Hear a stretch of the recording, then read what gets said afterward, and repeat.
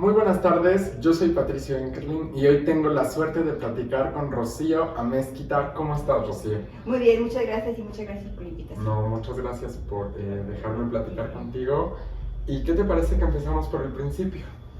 Me parece bien. ¿De dónde eres y cuándo naciste? ¿En dónde naciste? Cuéntame sobre tu infancia. Bueno, mira, yo nací aquí en la Ciudad de México en el año de 1957. Tengo 65 años. Y bueno, pues ¿qué quieres que te diga, no? De un México pasado, de un México que ya se fue, que posiblemente no va a volver. Y para la enorme suerte mía, mi infancia con la de Carlos Enrique era muy parecida. Okay. Incluso yo a veces decía, ¿me estás platicando de tu mamá o de la mía? Porque nos educaron más o menos igual, con los mismos cánones disciplinarios, estéticos, religiosos, todo esto, ¿no? El México que yo estoy hablando era un México de los años 60, efervescente, con mucha inquietud, mucho talento. En aquella época la gente era muy informada, muy interesada, tenía una gran visión de la cultura. Se diga lo que se diga, el mexicano no es analfabeta. Hay muchísimos mexicanos y la prueba de ello es cómo andamos por el mundo a veces. Había mucha inquietud. En ese momento había una gran efervescencia en el teatro, en el cine, ya había quedado el cine de oro, del cine de oro mexicano, pero en ese momento, en los años 60, estaba surgiendo el nuevo cine mexicano, donde por supuesto entra entre muchos otros mi esposo, ¿no? Su primera película fue en 1958, bueno, antes como escritor, pero el primer guion que se filmó de él fue en 1958, que fue Kid Tabaco. Pero a ver, cuéntame, sobre Carlos Enrique, ¿cómo fue la infancia de él y por qué le surgió la inquietud de escribir? Porque primero lo que hizo fue escribir, ¿no? No surgió ninguna inquietud, era algo que ya traía. Él era hijo de dos maravillosos actores, don Julio Taboada, que llega a México allá por los inicios del siglo pasado, de 1912, llega a México. Él llega primero por Cuba, ahí hace una película muda. Yo no me enteré hasta hace unos años que hicieron un libro sobre los actores indianos, que no los querían en España porque se iban a hacer la América, y en América no los querían porque eran españoles. Pero finalmente, pues es una amalgama y queremos aceptarlo, ¿no? Los mexicanos somos una mezcla de infinidad de países, pero indiscutiblemente somos una mezcla y estamos muy cerca de España. Pero entonces, ¿crees que el hecho de que sus padres hayan sido actores haya influido para que él se interesara por el mundo del entretenimiento? Mira, te comento, llega su padre acá, ya como un actor consagrado de teatro. Aquí conoce obviamente a Doña Aurora. Doña Aurora es irlandesa. En alguna ocasión te contaré esa historia que es muy bonita y es para telenovela. Okay. Y él y su hermano, pues obviamente que nacen en el mundo del teatro, Julio Taboada. Pero su madre había decidido que Julio era el que iba a seguir el nombre de los Taboada, el nombre artístico, la eminencia, el que iba a seguir la tradición artística. Y Carlos iba a ser médico. Y ya los tenían perfectamente estabilizados, Sí. pero la vida Se va por otros caminos. lo que sucede es que tú llegas al mundo, pasas un cierto tiempo y después en cualquier momento te sientas en un rincón y empiezas a circular por la vida. Claro. Entonces, Carlos Enrique era buen estudiante y dijo, bueno, voy a ser médico. Llegó hasta quinto año de medicina. Fue muchísimo tiempo. Y en quinto año de medicina él ya entraba a asistir a las operaciones. No era malo como médico. Y un día dice, pero de ninguna manera. Y le dice a sus padres que bueno, que dejar carrera, y entonces lo invitan nuevamente a salir de su casa. Vale.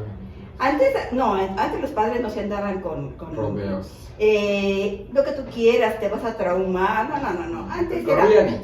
se hace como yo digo, y aquí la disciplina de la casa, a mí también me tocó eso. Digo, no me corrí en la casa, no, yo era mujer y todo. Y además siempre fui muy disciplinada, muy buena personita. No porque fuera buena, sino porque yo no quería problemas. Entonces, así es. Y después la vida me premió porque con Carlos Enrique todo se podía. Entonces, bueno. Y te digo que en ese momento que sale de su casa, tiene que mantenerse. Y entonces empieza como actor en el Canal 4, que era de los señores O'Farrill. Okay. Los estudios estaban en lo que era el Caballito, donde ahora está esta cosa, bueno, esta estructura de... y de ahí, X día, alguien estaba buscando un escritor para un programa policíaco. Y le dice Carlos Enrique, yo no puedo escribir. ¿En serio, Carlos? Por supuesto. Pero él ya había escrito antes, ya tenía... Pero por supuesto, su padre, tanto su padre como su madre fueron los iniciadores, entre tantos otros. Yo siempre digo que hay que ser solidarios, y un año le toca a una familia, otro año le toca a otra para no pelearnos. Perfecto. Pero sus padres fueron los iniciadores, y se dice por ahí, en algún libro está constatado, pero vamos, la primera radionovela que pasó por la XCW fue de sus padres. Pero antes de eso había leyendas, incluso ahora que estoy haciendo todo el catálogo de la obra de Carlos Enrique, me he encontrado libretos de Don Julio, que se transmitieron por la XCW, No, pues, que era, y lo máximo, era la XCW, la voz de la América Latina desde México. Entonces, Carlos Enrique empezó a escribir desde niño tenía ese talento. Y un día le dijeron, ¿quién escribe? Y él dijo, voy. Y ahí empezó su carrera como escritor, pero curiosamente, antes de eso, un día, quizás tú no lo ubiques porque es muy joven, pero había un gran actor argentino que se llamaba José María Linares Rivas. Un hombre guapísimo, elegante, talentoso, con un sentido del humor increíble, dicen las personas que lo conocieron, entre ellos Carlos Enrique. Y él estaba dirigiendo el teatro Colgate Palmolive, que era el teatro que se pasaba por televisión en Canal 4.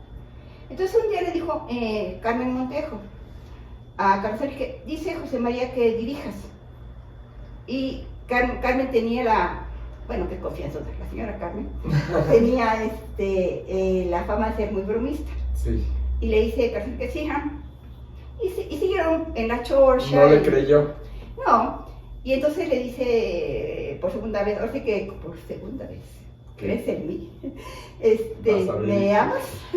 Dice, te estoy diciendo que José María dijo que tú pusieras porque todo el mundo me dice, oye, qué raro, José María siempre es muy puntual, y dijo, te estoy diciendo que van a decir José María que dirijas. Sí, hombre. Y entonces ya dijo, y entonces ya Carlos Enrique empezó a dirigir. Entonces, curiosamente, empezó como actor, siguió como director en televisión, y finalmente como escritor. De ahí, él siempre había tenido la inquietud de estudiar historia, y ahí entró a estudiar historia, terminó la carrera de historia, terminó la maestría de historia, y cuando iba él logró una beca para irse a estudiar a Grecia. Y en el momento que le dan la beca para Grecia, le surge la oportunidad de dirigir cine. Y se quedó aquí a dirigir. Y entonces esas veces que dices, las dos cosas me interesan, pero a él siempre le ha gustado el cine. Claro. Era un conocedor del cine americano. ¿Qué tipo de cine le gustaba? ¿Cuáles eran sus inspiraciones? Todo. Yo creo que cuando te gusta algo, además no te lo imaginas, la vida te va llevando. ¿Pero qué le gustaba? Le gustaba todo. Le gustaba el misterio, sobre todo el misterio. Y es que de ahí yo creo que viene mucho que empezó a hacer películas de terror. ¿Cómo surge porque lo primero que hizo no fue terror? ¿Cómo surgió? ¿La primera película de terror que hizo fue El Libro de Piedra? No. ¿Hasta el viento tiene miedo? No. En los años 52, 54, ya como escritor de cine, cinematográfico, que realmente te van etiquetando, pero es escritor y es escritor de lo que sabe. No necesariamente tienes que ser... De un género en específico. Porque, digo, al menos que alguien tenga la certeza, ¿no? Pero la vida te va llevando. Entonces, en el año 52 viene una propuesta para hacer El espejo de la bruja, con un escritor excelente, Ruanova, ahí sí, disculpa, no recuerdo el nombre, pero conocidísimo en el ambiente cinematográfico mexicano, y le llaman y llaman a Carlos Enrique, ¿no? Y entonces dice, mira, yo no quiero tener problemas aquí, yo creo que, mira, hay trabajo para los dos. Y de ahí hicieron esa película que se llama El espejo de la bruja, que pues solo la escribieron. Solamente la escribieron. La primera película de terror que dirigió... Hasta el viento tiene miedo. Hasta el viento tiene miedo. ¿Y cuándo empieza a llegar el éxito? Porque no había... la manera en la que hacía cine de terror Carlos era muy particular y yo creo que de ahí viene que empezó a tener un nombre, ¿no? ¿Dónde empieza el éxito para Carlos? ¿Dónde él se dio cuenta que estaba funcionando lo que hacía? Mira, en ningún momento te das cuenta que funcione lo que haces. Y lo vas a ver con experiencia cuando tengas mi edad. Cuando tú empiezas un proyecto, tú, claro, vas con la ilusión de que todo salga bien. Triunfe, ¿no? Pero a veces no. Entonces, a veces el proyecto del que menos esperas, no que no le tienes fe, sino del que menos esperas, es el que te lanza. Catapulta. Entonces, Carlos Enrique empezó a ser reconocido desde siempre como un escritor talentoso, como un hombre culto, como un buen director, pero estos alcances que están teniendo los directores en este momento, no, nunca los tuvo, y sobre todo lo que se diga, él era muy modesto, era muy vanidoso en otras cosas, sobre todo en la inteligencia. Okay. Él siempre decía, sí, soy un hombre preparado, soy un hombre culto, lo reconocía. Soy un hombre fino, claro, educado, pero él no se vanagloriaba de lo que dijeran de él. Con el tiempo sí lo fueron catalogando, primero como escritor de terror, como director de terror, pero también lo que le dio grandes satisfacciones fue lo histórico, como El carruaje de Benito Juárez, como Senda de Gloria, La Guerra Santa, que también en la Guerra Santa, así como le fue muy bien en crítica, y también tocaba un tema que dolía a los mexicanos, y pues hubo de todo, ¿no? Como decíamos antes, hasta jitomatazos. ¿Qué tan difícil era hacer películas en cuestión de presupuesto? ¿De dónde él sacaba a alguien que le generara el presupuesto para hacer sus películas? Mira, el cine de aquella época se hacía diferente al cine de hoy. Okay. El cine de aquella época, la que tocó a Carlos Enrique, eran productores que estaban afianzados ya en la industria cinematográfica. Ellos conseguían financiamiento, a veces les mandaban del exterior una parte de dinero para filmar la película, porque ya esa película, dependiendo de las figuras que aparecieran en la película, estaba vendida en toda América Latina. Pero es que además él trabajaba con actores muy famosos, trabajó con Verónica Castro, con Ignacio López Tarso, trabajaba mucho con Sonia Furió, con Norma Lazareno, y ellos ya empezaban a ser grandes estrellas en ese momento. Mira, con las primeras figuras que trabajó, toda la vida, ¿no? Y que las conocía, ¿no? Pues él conocía, así que a todo el cine mexicano, porque, imagínense, su madre hizo más de 100 películas. Entonces, él conoció a Jorge Negrete, a María Félix, a Pedro Infante, a Agustín Lara. Bendito Dios. Entonces, conocía a todo el mundo. Ya venía con esa escuela y con esa visión. Pero no, el productor contrataba a los actores y, te digo rápidamente, había el dinero. cuando se filmaron las primeras películas de terror de Carlos Enrique, le dijo el señor, ahorita te digo el nombre, es que por tanto otro se me olvidó, Pérez Grobas, perdón, Pérez Grobas, señor Pérez Grobas, don Jesús Pérez Grobas, le dijo, ¿por qué no tiene un guión de usted? Y le dijo, que yo tengo guiones, pero hay dos que si no los dirijo yo, no se los vendo. Bueno, no sea así, venga, trae. Y así fue como se hizo el libro de piedra. Y ahí, obviamente, te recordarás que está Marie-José Olivier y Marga López. El primer encontronazo fue que cuando dice Carlos Enrique, Marga López, vamos a etiquetarlo infantilmente, Marga López va a hacer el papel de Marga y Maricruz el de buena. No, ¿cómo? No, Marga siempre ha sido actriz, la protagonista, la dama. Las dos eran las protagonistas, pero no. Villana. Marga siempre era la buena y todo, y la mala era Marie-José Olivier, ¿no? Y entonces dijo, no, las dos son actrices y las dos, y ahí está, las dos están, ahí es un duelo de actuación. Es maravilloso. La verdad.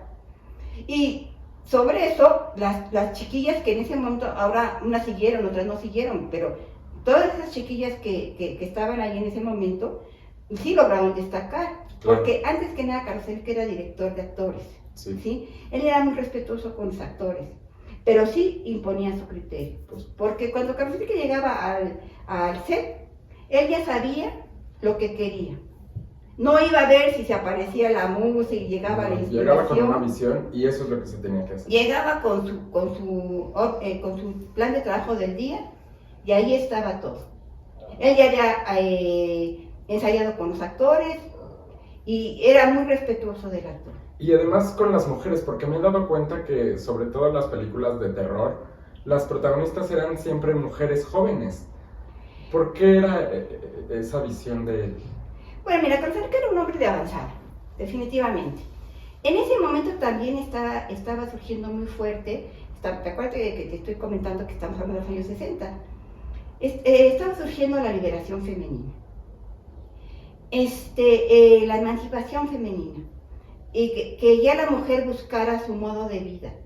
Y era lo que él planteaba, que no era para nada el que vivieras sola y enfrentada con el hombre y queriendo asesinar a todos los hombres. No.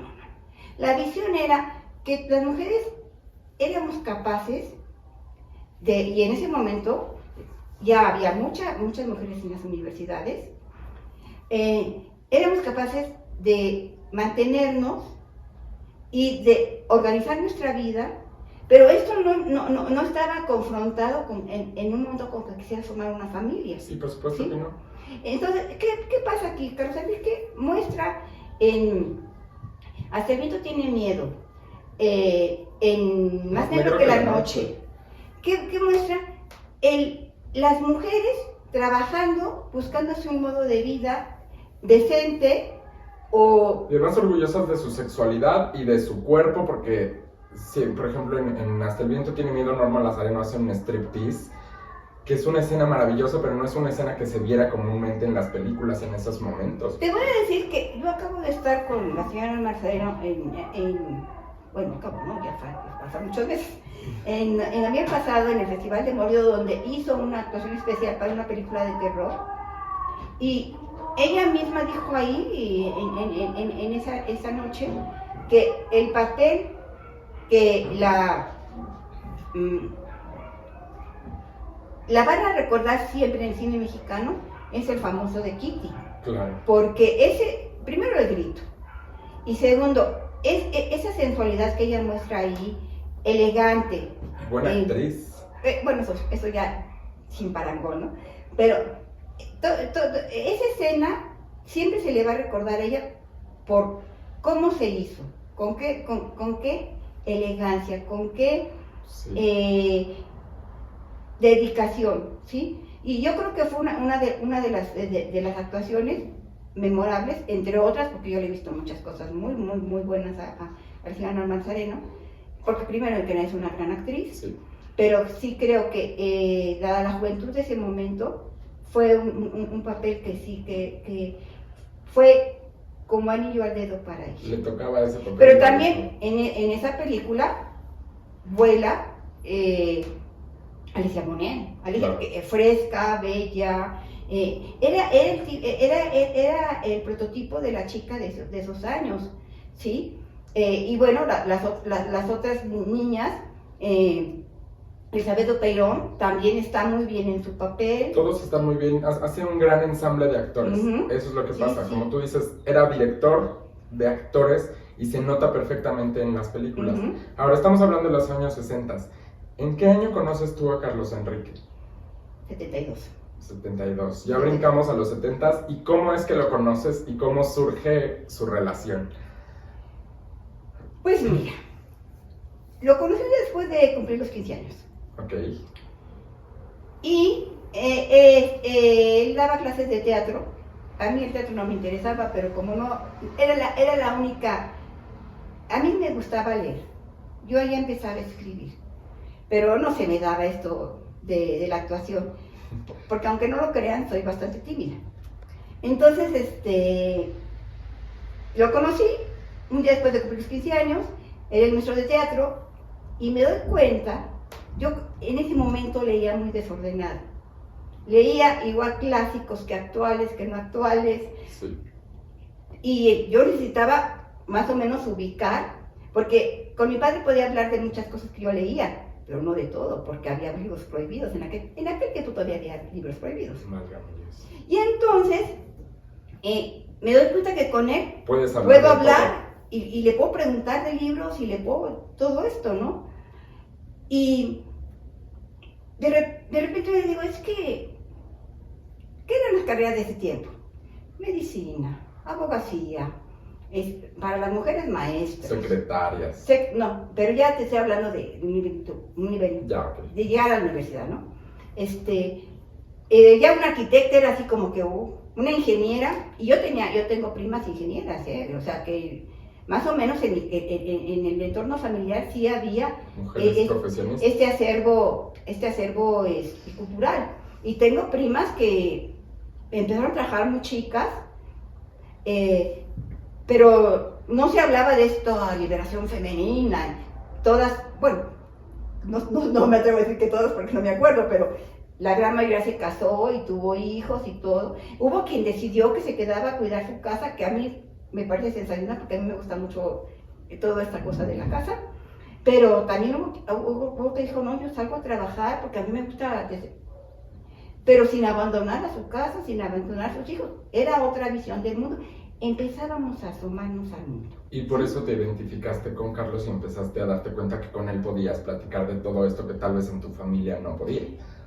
Con mi padre, que era con el que más platicaba, pero te voy a decir otra cosa además, que un día me dice, si le interesa, porque en ese momento los maestros se trataban de usted, y además como mujer, y Carlos Enrique, que era un caballero, no te tuteaba ni nada, ¿no?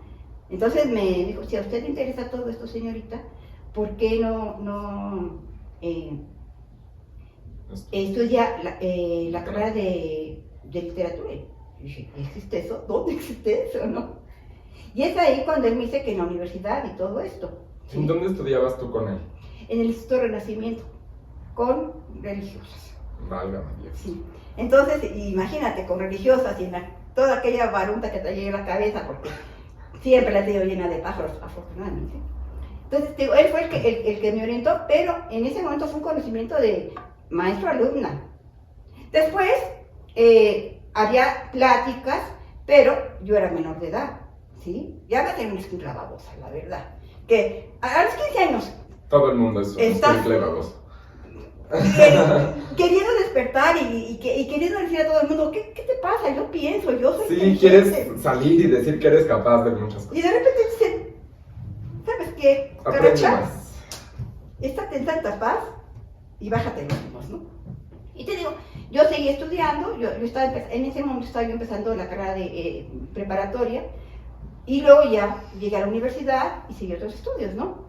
Pero ya en todo ese tiempo, obviamente que de vez en cuando hablábamos por teléfono, pero él me dijo, no, desespera, porque no, yo sí fui una chica...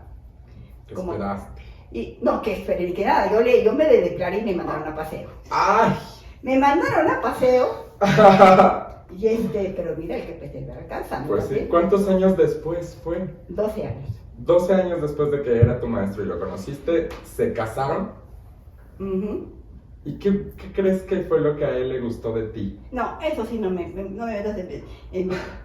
no te lo puedo decir, yo creo que eso solamente él te lo podría contestar. No te lo puedo decir. Lo que sí te puedo decir es que esos 15 años de matrimonio fueron los mejores de mi vida. Fue una etapa muy divertida, todo se podía hablar de todo. No me lo vas a creer y seguramente mucha gente no me lo va a creer, pero nunca hubo un sí o un no, porque creo que era muy claro. Él me dijo desde el principio, el que tiene aquí la experiencia soy yo. Acepto tu opinión, pero si te demuestro que lo que yo digo es lo que va a funcionar, así se van a hacer las cosas. Y obviamente que como él decía funcionaban las cosas, parece así que me siguen funcionando. Antes, ¿En qué año se casaron? En el 85. En el 85, ¿antes o después del temblor? Antes del temblor. Sí, nos casamos en enero y el temblor fue en septiembre. Sí. Muy bien. Y bueno, ya que estaban casados, ¿cuántas películas te tocó que grabaran ya en matrimonio? ¿Veneno para las hadas? Mira, el debut para mí en cine fue Veneno para las hadas, pero ya de ahí pasaron hasta el 89, que se filmó Jirón de Niebla, que fue la película que se perdió, sobre la que se hizo el documental que ahora estamos promoviendo. Okay. Pero en ese tiempo se hizo televisión, se hizo teatro. Carlos que siempre estaba haciendo cosas. Siempre. Bueno, vivíamos de esto, entonces a fuerzas teníamos que estar haciendo cosas. Bueno, cuéntame sobre Veneno para las hadas. ¿Crees realmente que sea... Mucha gente considera que es su mejor película. ¿Tú crees que es su mejor película? No, mira, yo creo que aquí es cuestión de intereses y opiniones personales. Y lo que a ti más te guste. Yo creo que en el terreno histórico, definitivamente, la Guerra Santa. La Guerra Santa, a mí personalmente me gustan las telenovelas históricas, porque aunque haya personajes ficticios, aunque haya alguna anécdota que no fue cierta históricamente, claro, pero te da inquietud para buscarlo. Sí. ¿Sí? Y fíjate que no hay nada más interesante que cuando tú has leído y conoces, aunque sea un poquito de historia, del país que tú quieras, de los intereses personales, pero cuando tú has leído y llegas al escenario donde sucedieron los hechos, empiezas a ponerle cara a la historia. Claro. Y empiezas a entender muchas cosas que no habías entendido. Sí, porque ya ves el contexto de cómo sucedieron y en dónde y en qué, ¿sabes? Y te lo digo porque yo recientemente, ¿qué ando tirando? Dios mío. Hay fantasmas. Ay, es que, mira, el terror está en todas partes. Yo recientemente siempre había tenido curiosidad por Escocia, siempre. Pero son esos países que dices, sí, está muy ¿qué saben? Y iba a decir Dios, pero como me decía Carlos, que Taboada y Dios. Tuve recientemente la oportunidad de ir a Escocia. Y encontrarte todo eso y empezar a ponerle cara a la historia, y aquí pasó esto, y el rey de acá, y este castillo es de allá, y ya estás viendo esas piedras, ¿ya te la crees? Sí, ya. ¿Sí? Entonces, por eso te digo, los que tenemos alguna inquietud histórica y llegas al momento, empiezas a entender muy bien la historia, y yo creo que es lo que pasa con la Guerra Santa. Te puede gustar o no. Puede haber alteraciones históricas no, porque Carlos Enrique antes que nada era historiador. Claro. Era investigador, conocía. Y aparte, en ese tipo de trabajo siempre hay un asesor histórico. Entonces, creo, en el terreno de la historia, definitivamente, la Guerra Santa. Pero en el terreno de la filosofía, yo te diría que El Juicio de Arcadio.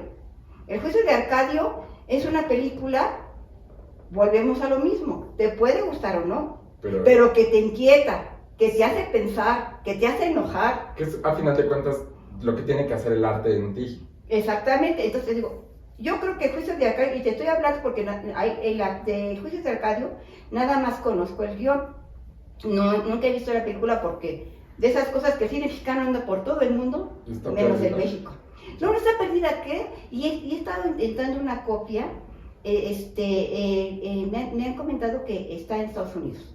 Entonces, a ver si algún día tengo la suerte de que llegue a mis manos esa copia. Te digo, ahí, del Juicio de Arcadio, viene una inquietud filosófica. No solamente religiosa, porque, claro, ahí es el tema central, que era un tema que le importaba mucho para Carlos Enrique, era la religión. Pero ahí empiezas a cuestionarte muchas cosas de la vida que en este momento, en este mundo tan revolucionado que estamos viendo, sigue vigente. Sí, esas preguntas son universales y son atemporales. Y no han tenido respuesta. Claro. Entonces te digo, El Juicio de Arcadio. Ahora, venimos más para acá. Obviamente las 4 películas de terror. Pero también está Rubí, que fue una película, Carlos Enrique, lo que te decía yo al inicio, nunca sabes dónde viene el garbanzo de oro. Claro. Cuando la señora doña Yolanda Vargas Dulce le ofreció a Carlos Enrique dirigir. ¿Le ofreció ella a él dirigir su Rubí? Sí. ¡Wow! Que era una señora impresionante, te digo porque sí, yo la amo con locura. A ella, a Delia Fiallo, a Caridad Braguada. Clásicos, pero de más talentos, ¿eh? Sí. Y yo me acuerdo que cuando yo conocí a la señora de Yolanda Vargas Dulce, yo sí me emocioné, la verdad. Ojalá yo hubiera sido como ella, pero no me llega. No le llego a ella así de, y si no me llega, no le llego yo a ella. Claro, para que no haya. Y ya, puedes cortar eso. Y te digo, le dijo Carlos Enrique, Yolandita, porque Carlos Enrique era tremendamente dulce y caramelo. Yolandita preciosa, mi amor, yo no soy el director para esta película. Mi cine es amargo, es duro. Y por eso te quiero. Porque Rubí es una historia dura. Dice, por eso te quiero, porque nadie la puede dirigir como tú. Claro. Dijo, bueno, yo ya lavo mi conciencia. Y fue un éxito. Claro, era Irán Eori doblada por Norma Lazareno, ¿no? Sí, te voy a decir una cosa. Irán Eori llega a México por esa película. Wow. Le enseñan a Carlos Enrique las posibles protagonistas. Obviamente era imposible no elegir a Irán, porque era bonita por fuera, pero por dentro era buena compañera, era talentosa, era culta, claro. Era una dama. De verdad, mira, y yo tengo en especial un recuerdo muy cálido de ella, porque ya no estando Carlos Enrique, todavía hasta el final me trató con mucha calidez, con mucho cariño, cosa que no siempre me sucedió. Entonces, cuando has tenido estas experiencias con estos figurones, claro, es que de verdad dices, qué bueno que no nací después, sí. Porque me hubiera pedido conocer a todas estas personalidades. Es lo que me pasa a mí. Sí. Y por eso me parece tan interesante su historia. ¿A poco quiere venir a ver a las momias? ¿Y por qué doblaron a Irán Eori? ¿Por el acento? Por el acento y porque Carlos Enrique en general siempre doblaba las películas. Bueno, entonces decía yo, Rubí también es una excelente película y tuvo mucho éxito, ¿sí? También, digamos, para no encerrarnos mucho en Girón, que también es de terror, pero no totalmente de terror. Girón volvemos a lo mismo, es de suspenso, ¿sí? Y yo te digo una cosa, y lo he dicho ya muchas veces y lo sigo sosteniendo, si con Veneno tuvimos 9 nominaciones en los Arieles y ganamos 5, y ahí sí me incluyo porque mira que trabajé duro, ¿eh? Justo cuéntame de eso, ¿cómo fue grabar Veneno para las Artes? Te tengo una historia y te cuento la otra. Entonces yo decía, y es porque si no me voy a quedar así, me voy a quedar frustrada. Está bien, sí, sí. Y te digo, yo digo, si Veneno, si Girón se hubiera estrenado, hubiéramos estado nominados en todo y nos hubiéramos llevado todos los Arieles, porque hay actores, director,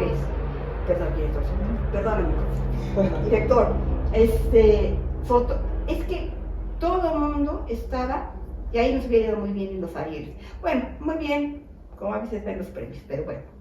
Ahora, ¿cómo fue Veneno? Veneno fue muy descansada porque, a pesar de que era una película difícil porque iban niños, pero las dos actrices, tanto Ana Patricia Rojo como Elsa María Gutiérrez, muy profesionales. En ningún momento se quejaron, ni cuando se tuvo que hacer filmaciones de noche, en ningún momento dieron problemas, siempre muy disciplinadas. A la hora que se les pedía, y estaban por ahí, Ana Patricia era más retraída, Elcita no, Elcita era así, era inquieta y entonces, con todo el mundo tenía que ver. En la película todo el mundo la quería, porque era muy participativa. Pero cuando con Felipe le decía, Elsa María, sí señor. Como una actriz de... Profesional. Y si Carlos decía, no, así no, y por favor así. Nunca se quejaron, nunca hicieron mala cara o las veías tú a disgusto, no. Entonces por ese lado fue una película muy cómoda. Donde siempre, como suele suceder en nuestro cine, hubo problemas en los efectos especiales. ¿Por qué? Porque para hacer un efecto especial así súper maravilloso, sí se necesita mucho dinero. Y como en el cine mexicano no hay dinero, hay mucho talento, muchas ganas de hacer las cosas, mucha saliva para tratar de convencer a los amigos, y préstame, y hazme.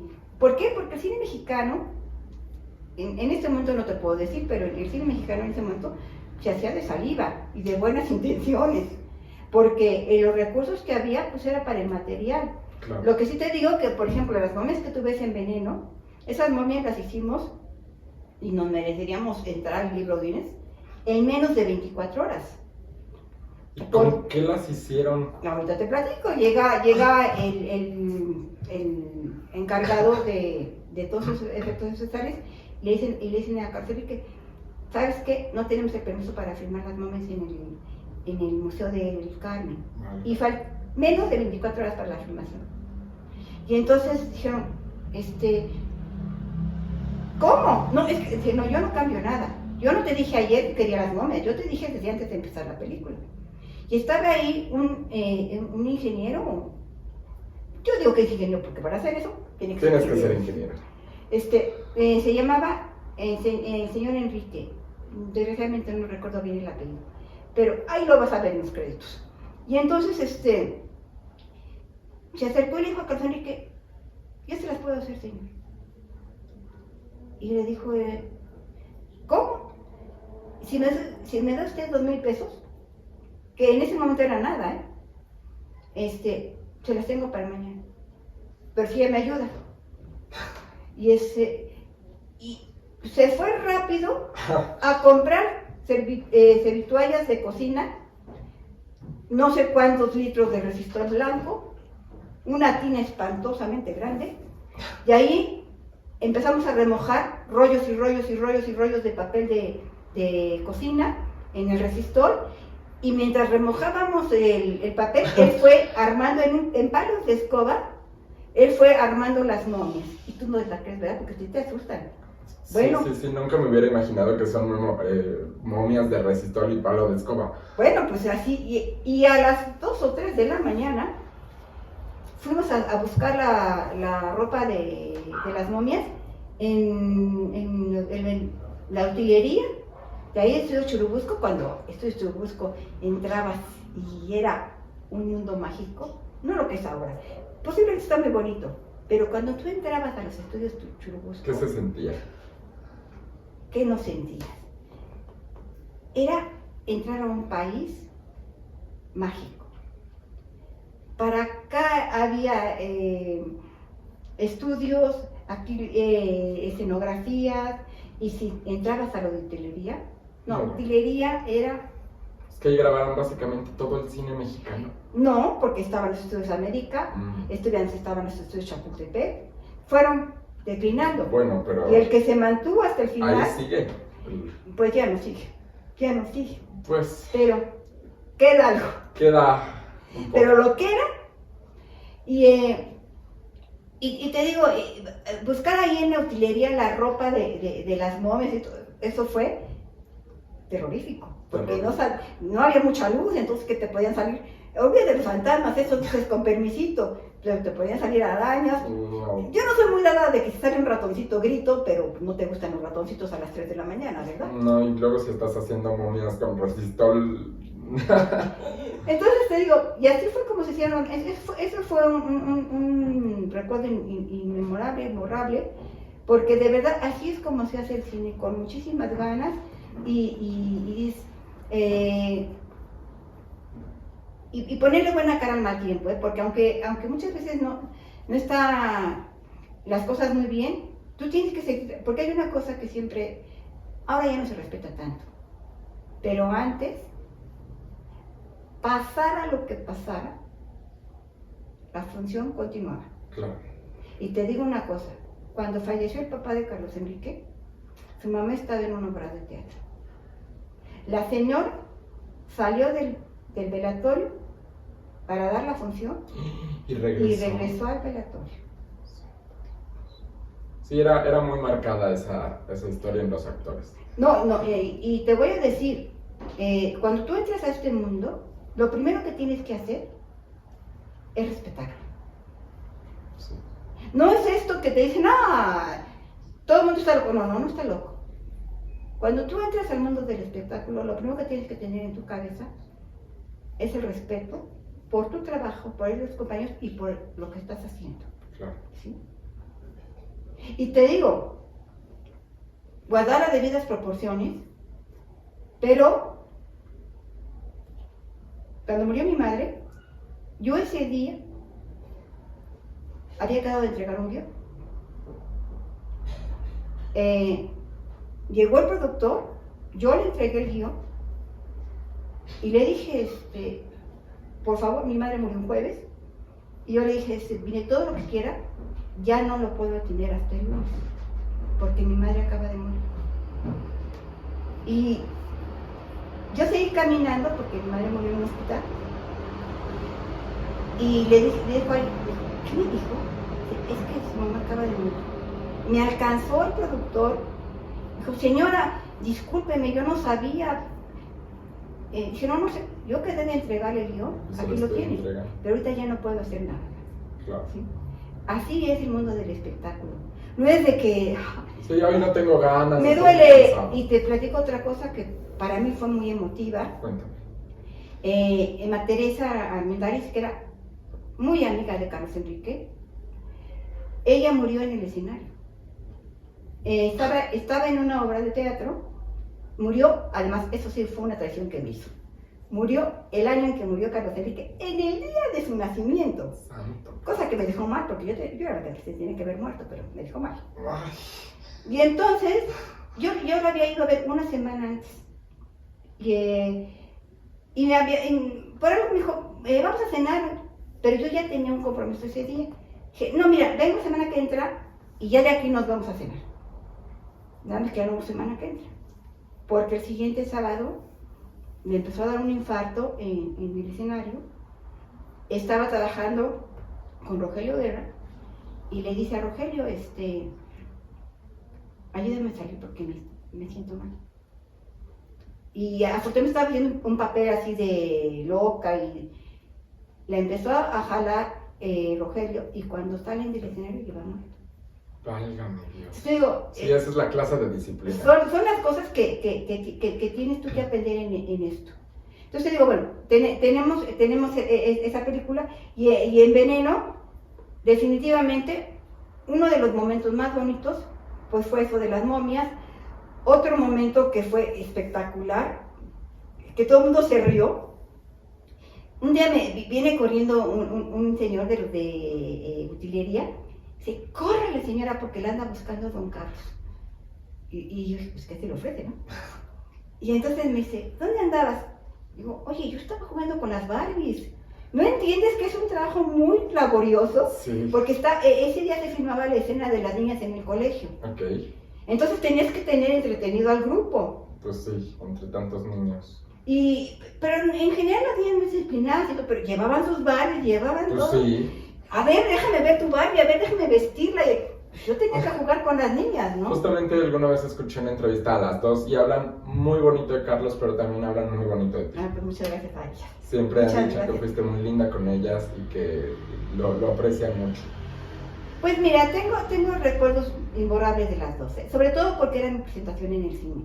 Era mi presentación en el mundo del espectáculo. Porque cuando tú estás afuera, ves las cosas de una forma. Y cuando tú entras, sí sientes esa responsabilidad. Pero sí. Entonces digo, sí, de Veneno hay muchas cosas muchos recuerdos imborrables, pero también yo te hablaría de La Telaraña, que ahí conocí. Claro, justo después de Veneno hicieron La Telaraña en la televisión. Fíjate que justo no me acuerdo. Pero ¿cómo llega a su vida La Telaraña? Pues mira, un día el licenciado Pablo Risa, sabes que era un talento de hombre. Él fue el promotor y productor asociado del Carruaje, de Senda de Gloria. Un día, en nuestro mundo, el teléfono es maravilloso, por eso nunca te lo deben de cortar. Así como te pueden dar las mejores noticias, te pueden dar las peores noticias. Pero siempre es en el teléfono. Siempre es en el teléfono. Alguna vez, el clásico, oye, estaba pensando en ti, te hablo en la tarde, y no te hablan, pero a veces te hablan. A veces sí. Entonces, suena el teléfono y le dice el licenciado García Sáenz a Carlos que, don Carlos, me urge hablar con usted. Pues ya estamos hablando, licenciado. No, nos vamos a comer a las 2 de la tarde. Pues nos vamos a comer. Vamos. Lo que el licenciado dijera, ¿no? Era un talento y era espléndido amigo de Carlos Enrique. Y dice, necesitamos un programa que entre cuando acaba siempre en domingo. Cuando terminaba siempre en domingo, había un programa que se llamaba Domingo Series, que eran series, que ahora dicen series temporales. Ahí fue donde pasó la única y primer telenovela de Rafael que escribió Carlos Enrique. Órale. La novela era idea original de los hermanos Jiménez Pons, pero la adaptación era de Carlos Enrique, Al final del camino. Entonces, después de esa novela se hizo Rosita Robles, hicieron una serie de no me acuerdo, en ese tiempo estaba yo todavía pequeña, digo, no era una cría, pero Sí. al día siguiente tenías que levantarte a la escuela. Y aparte no se acostumbraba a ver la televisión tanto tiempo, Entonces, nomás que me permitían y eso me encantaba y tuve la oportunidad de conocerlo, fue el cuento fantástico de Cachimbo. Después se platicaré de Cachimbo, pero bueno. Entonces, llega el licenciado García Sáenz y dice, un programa que sustituya porque el público se va. Y surge La Telaraña. Surge La Telaraña así como que, primero se había pensado en un programa policíaco, pero eso es lo que habíamos pensado nosotros, por los personajes y las series, y tienen su alma, y ellos te van llevando. Claro. Yo te digo, de repente tú empiezas a escribir algo, y un personaje por ahí olvidado te dice, oye, estoy aquí, Y de repente ese personaje empieza a crecer y se posesiona de la obra. Así fue como pasó en La Telaraña. Se había pensado en un programa policíaco, de una herencia, pero a medida que se fue grabando, que se fueron haciendo los capítulos y nos fuimos metiendo de metiches en los, ahora sí que aquí sí vale la redundancia, en la casa del vecino, y te diste cuenta de todos los problemas que... Entonces vas haciendo las historias y empiezas a ver que a la gente le empieza a atraer. ¿Por qué? Porque le estás platicando o lo que está pasando en su casa, o lo que está pasando en la casa del vecino, Claro. o lo que le Se pasó. identifican. Claro. Y muchas cosas que pasaron en la telaraña, a veces nos pasaban a nosotros. Lo que nos pasa, algunas cosas que pasaron en qué nos pasaron a nosotros.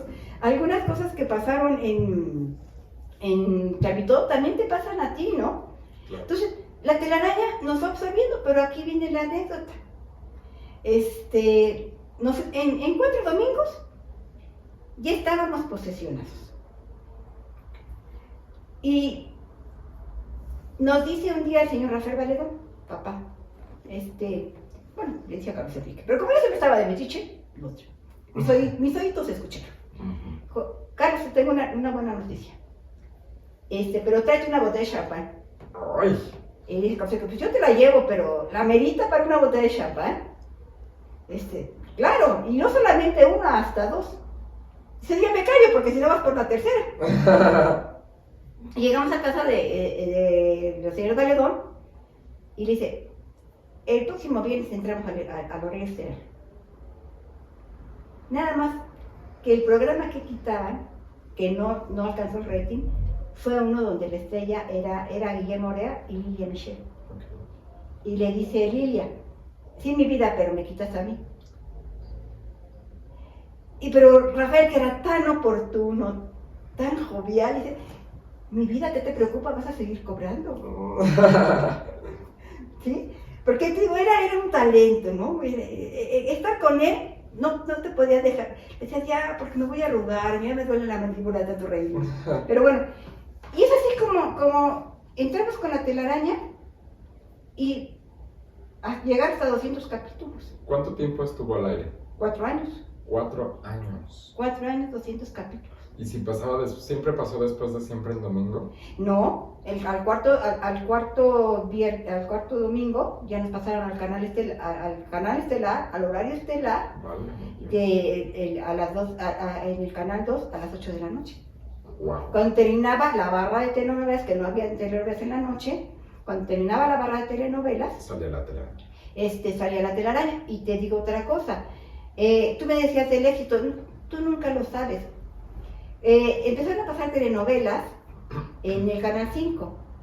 Había una telenovela, de verdad, bueno, es que las telenovelas venezolanas de aquella época no tenían iguales. Después les ganamos nosotros, pero... Y terminaba esa telenovela en el horario de Canal 5, que no era canal de telenovelas ni nada. Y llaman a Carlos Enrique y entramos con Lista Negra. Y logramos mantener el rating de Amazonas. Wow. Nos cortaron la cabeza porque obviamente viene la censura. Carlos Enrique era ateo, se iba muy fuerte con la religión y pues nos cortaron nuestra cabecita. Pero que tuvimos un buen rating, fue donde despegó Eduardo Palomo. Wow. Y tú me decías de Verónica Castro, la señora Verónica Castro, porque mira qué altura llegó, sí. Y sigue manteniéndose. Hizo con Carlos Enrique con la fuerza alemán.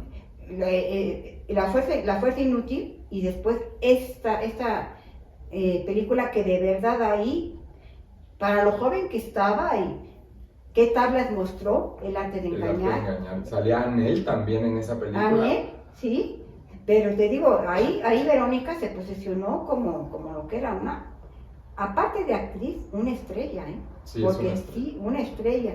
Entonces digo, sí, Carlos Enrique tuvo la fortuna de trabajar con muy buenas actrices, porque además él sí escogía bien su elenco. Pero aparte de todo, con Maricruz llevaba una muy buena amistad, porque Maricruz era una mujer, volvemos a lo mismo, culta, inteligente, una señora, cálida. Entonces te digo, trabajo con Maricruz, trabajo con Sonia Furió, que también de Sonia Furió, bueno, es perdón, es que se me olvida la señora, pero es que con Sonia me pasó una cosa muy, muy especial. Cuando yo la conocí, que fue recién que entré yo al mundo del espectáculo, imagínate, ¿no? Ante estas figuronas, y yo Ya no estaba yo tan escuincla, pero ya era muy joven, ¿sí? Yo andaba por la veintena. Entonces, enfrentarte a estas señoras, no ibas a llegar a tutearlas Sí, de ninguna manera, ¿no? Les mostraba respeto. Entonces yo siempre les hablé de usted, ¿no? Y un día me dice, ven para acá, Rocío. Dice, ¿por qué eres tan seca conmigo? Y pues yo no sabía qué contestarle, ¿no? Porque porque ella era muy cálida, era muy amable, muy todo. Y yo sí le dije, es que no sé cómo tratarla, señora. Me dice, como amiga. Wow, qué lindo. Entonces que digo figuras sean tan humildes como... Otro recuerdo inolvidable que me tienes que creer porque no había nadie más que yo.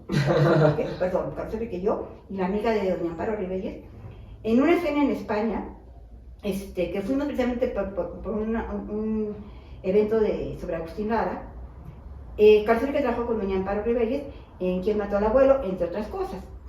Y llegamos y dice, Carlos, porque era muy cálida, muy amorosa.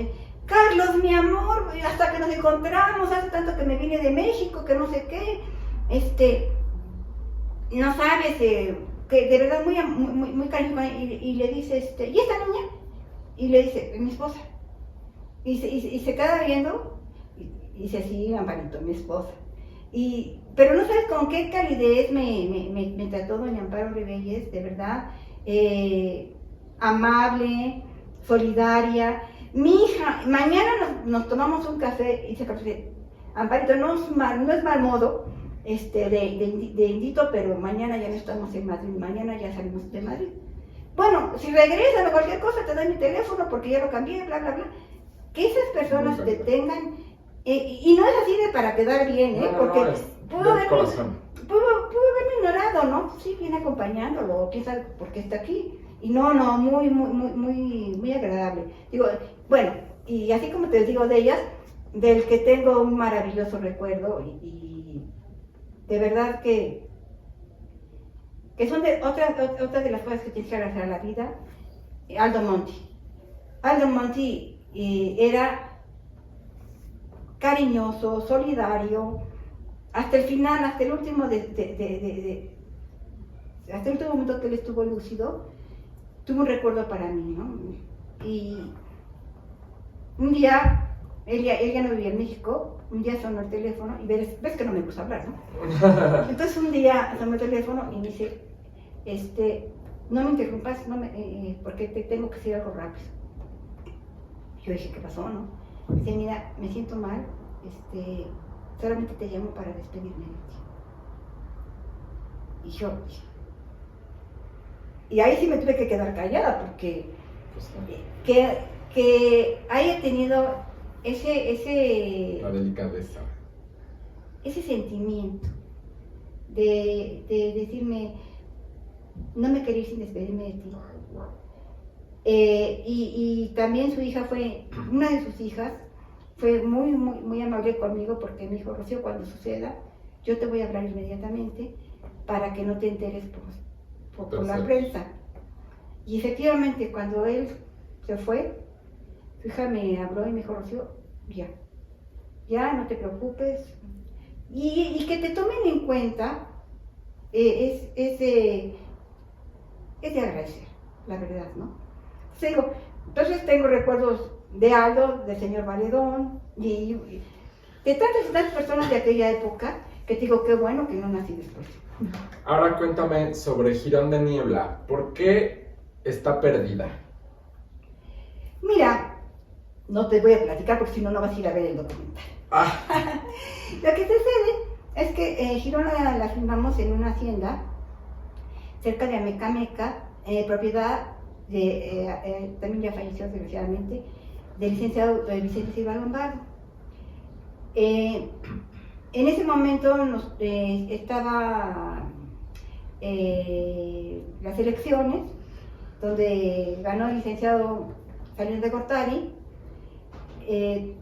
Esto sí te lo platico como me lo platicaron, porque yo no estaba inmersa.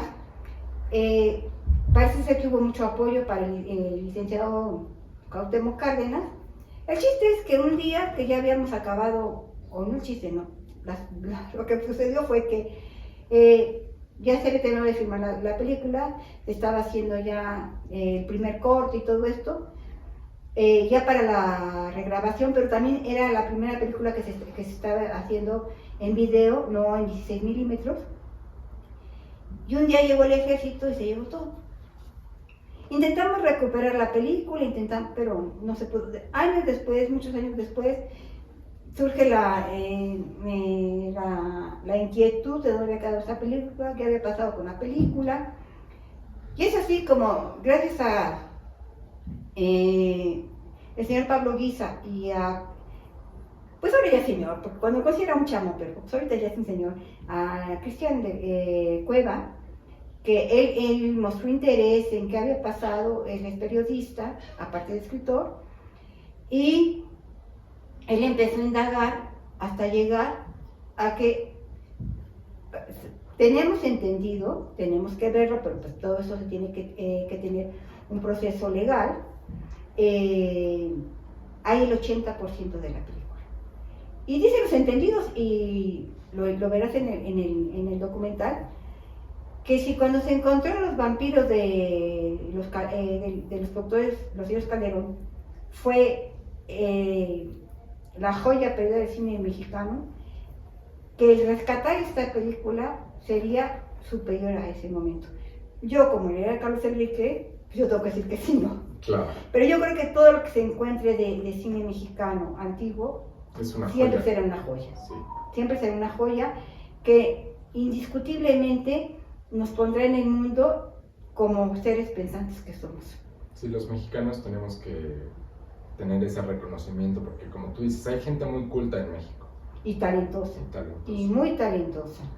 Ahora bien, dime, ¿cuál crees que ahora sea el legado de Carlos Enrique? Porque con el tiempo, pues, la gente sigue viendo sus películas y se han convertido algunas como de culto, otras, hizo mucho tipo de cine, pero a lo que voy es que al día de hoy hay muchas audiencias que ven sus películas, la gente que las vio en su momento, pero la gente de mi edad, pero la gente más joven que yo. ¿Por qué crees que ha perdurado tanto el cine de Carlos Enrique? Porque era un cine de avanzada, porque era un cine para que pensaras. No solamente el clásico cine de que vas y la acción y la sangre, no. Es un cine, es una obra en general, no solamente el cine, porque yo te puedo mencionar también programas de teatro, Claro. de televisión, de radio. Yo creo que el misterio de que Carlos Enrique siga teniendo vigencia aún el día de hoy es que él siempre fue un hombre de avanzada. Siempre fue un hombre muy propositivo. Siempre fue un hombre que defendió el pensamiento y el derecho a pensar, ¿sí?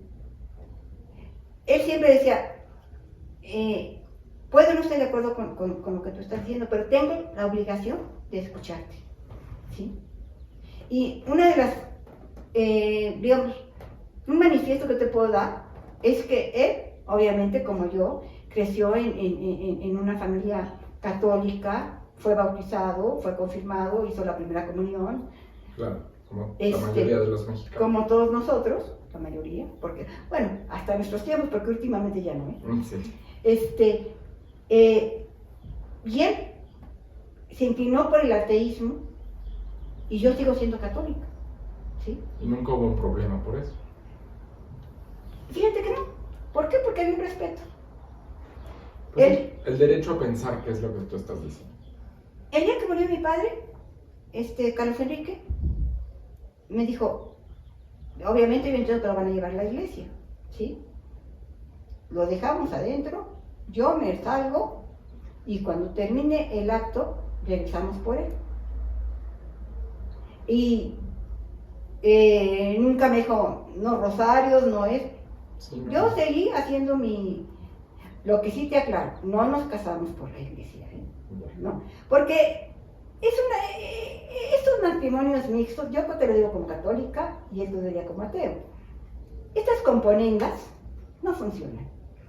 Aceptas tu realidad y mi realidad era, yo me quiero casar con este señor Y pues con la pena sí me condeno. Ya ahorita en este momento digo, ojalá y cuando me muera me alcancen las cuentas, porque yo estoy segura que él está en el cielo. Entonces, si a mí no me alcanzan las cuentas, pues yo voy a estar en el infierno. No creo. Pero sí, yo estaba convencida. Fue una de las cosas que obviamente mi padre ya no vivía cuando yo me casé. Fue una de las cosas que mi madre, como dirían en las telenovelas mexicanas lacrimógenas, mi madre nunca perdonó. Que no me casara por la iglesia, ¿no? Ya. Pero de ninguna manera, estas cosas de que para quedar bien, primero yo no tengo que quedar bien. Pues no, la que se ve a pasar eras tú. Porque cuando eres parte de una familia, que en este caso, siempre somos parte de una familia, claro que ya en mi familia quedamos 3 gatos, ¿no? Y mis hermanos y yo. Pero la única obligación que yo tenía era con mi madre, ¿sí? Mi madre aceptó, y qué sé si me hubiera aceptado, pues yo lo he hecho con la pena, mamá, pero bueno, así no se decía antes. Quizás mi madre se hubiera enojado, pero no, mi madre se lleva maravillosamente bien con Católica, pero sí, el último día que ella vivió, me dijo, porque sabes que las mamás a veces sí sacan sus perlas de verdad. Sí, son melodramáticas las mamás. Y entonces, no porque ella ya estaba mi mamá me dijo, fíjate que me lo dijo así, sin drama ni nada, cosa que sí me hizo pensar, porque mi mamá, como todas las mamás, y me dijo mi mamá, fíjate que una de las cosas que sí siempre me quedé con el pendiente, fue que no te casaras por la iglesia. Y dije, pues mira, tienes toda la razón, pero pues así sucedió. Yo fui muy feliz y sigo siendo feliz, entonces no hay ningún problema. No. Ahora dime, ¿qué hay de obra de Carlos Enrique que nosotros no hemos visto? ¿Existen cosas, obras de teatro, guiones que el público no haya visto? Sí, hay teatro, hay cine, hay televisión. Me decías que tenía una obra de teatro musical. Sí. ¿Cómo es así de comedia negra. Entonces hay una obra de teatro clásica que yo sueño con ponerla como ópera, aunque no me gustaba la ópera. Hay mucho material y hemos encontrado, ahora que estoy haciendo el catálogo, hemos encontrado infinidad de cosas como no te puedes imaginar, ¿no? Algún día verán la luz, algún día no la verán, pero ahí hay mucho material. se queda. Sí, hay mucho material. Pues, afortunadamente. Y te digo, la vigencia de Carlos Enrique hasta el día de hoy es que fue un hombre propositivo, fue un hombre inquieto, fue un hombre que siempre sembró la inquietud. Podrías estar de acuerdo o no con él, pero lo que sí es cierto es que siempre que ves algo de él, te quedas inquieto, te quedas pensando. Si tú ves un programa de La Telaraña, aunque ya lo hayas visto, le vuelves a encontrar otra cosa. Si tú ves una película de él, le vuelves a encontrar otra cosa. Si tú al día de hoy ves Más Negro que la Noche, seguramente le vas a encontrar otra cosa. ¿Por qué? Porque yo creo que ese es un don, y aquí sí me va a venir a jalar los pies hoy en la noche. Yo creo que ese es un don que Dios le dio, ¿sí? Que hasta el día de hoy la gente tiene inquietud por su talento. Y una de las cosas que a mí que yo agradezco mucho y me ha mantenido vigente y viva, porque a veces que dices, ay, no, ya, señor, ya. Yo creo que ya cumplí mi objetivo. Es que cuando tú ves a los jóvenes y que te preguntan y te dicen, me acuerdo rápidamente porque quedan 2 segundos, en alguna presentación de su libro, sobre él, se acercó un muchacho y me dice, perdón, ¿no has visto a la esposa del señor Taboada? Y le digo, sí, soy yo, Susana. Se me quedó así con una gran decepción y me dice, es que yo me imaginaba mayor. Digo, dame tiempo, tú no te preocupes. Yo voy a llegar. Digo, me muero, te complazco. Entonces te digo, que todas estas anécdotas son tan vivificantes que yo creo que espero, además de todo, que va a haber Carlos Enrique ya para siempre. Habrá épocas que estemos aquí, habrá épocas que estemos abajo. Pero siempre va a estar en el... Y luego que te diría es que todo esto no le tocó a él. Y creo que se lo merecía disfrutar de este éxito, de este reconocimiento. Pero bueno, Así pasa a veces con la gente que es muy talentosa, se le reconoce hasta después, es una lástima, pero pues en algún lugar estará disfrutando de su éxito. Te quiero agradecer mucho por esta plática, por tantas cosas que nos has dicho hoy, y pues que siga el legado de Carlos. Muchas gracias, y te agradezco mucho que todo este tiempo que estás tomando para que él siga trascendiendo. Muchas gracias y nos vemos el próximo.